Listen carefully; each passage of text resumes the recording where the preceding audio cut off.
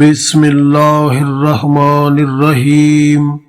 حضرت علی بن محمد بن شفیق بلخی رحمۃ اللہ علیہ فرماتے ہیں کہ میرے دادا کے پاس 300 گاؤں تھے، لیکن جب ان کا انتقال ہوا تو کفن دینے کے لیے کفن کا کپڑا تک موجود نہ تھا۔ حضرت شفیق بلخی رحمۃ اللہ علیہ نے اپنا سارا مال اپنے سامنے ہی صدقہ کر دیا تھا۔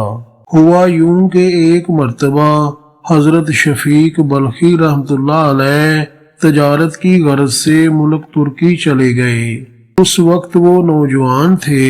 آپ رحمۃ اللہ علیہ جہاں تجارت کرنے گئے اس قوم کا نام خلوخیہ تھا۔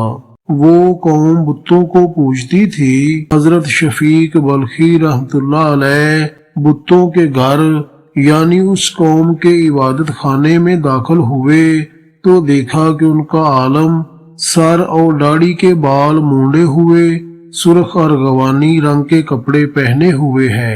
حضرت شفیق بلخی رحمۃ اللہ علیہ نے اس عالم سے فرمایا کہ جو کچھ تو کر رہا ہے سب باطل ہے، ان سب کا تیرا اور ساری مخلوق کا مالک اور بنانے والا ایک ہے، اس جیسا کوئی نہیں ہے، دنیا و آخرت اسی کے لیے ہے، وہ ہر چیز پر قادر ہے اور ہر مخلوق کا رازق ہے۔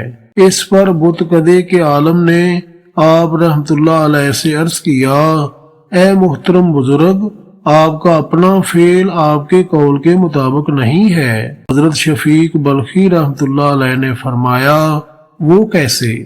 بت کدے کے عالم نے پھر عرض کیا، آپ کا خیال ہے کہ آپ کا خالق ایک ہے جو ہر چیز پر قادر ہے، حالانکہ آپ خود مشقت اٹھا کر اتنی دور روزی کمانے آئے ہیں۔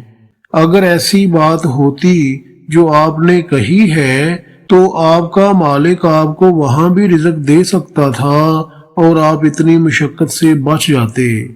حضرت شفیق بلخی رحمۃ اللہ علیہ اکثر فرمایا کرتے تھے کہ اس ترکی کی یہ بات میرے زہد کا سبب بن گئی۔ چنانچہ حضرت شفیق بلخی رحمۃ اللہ علیہ نے اپنا سارا مال اسی وقت صدقہ کر دیا اور علم حاصل کرنے لگے۔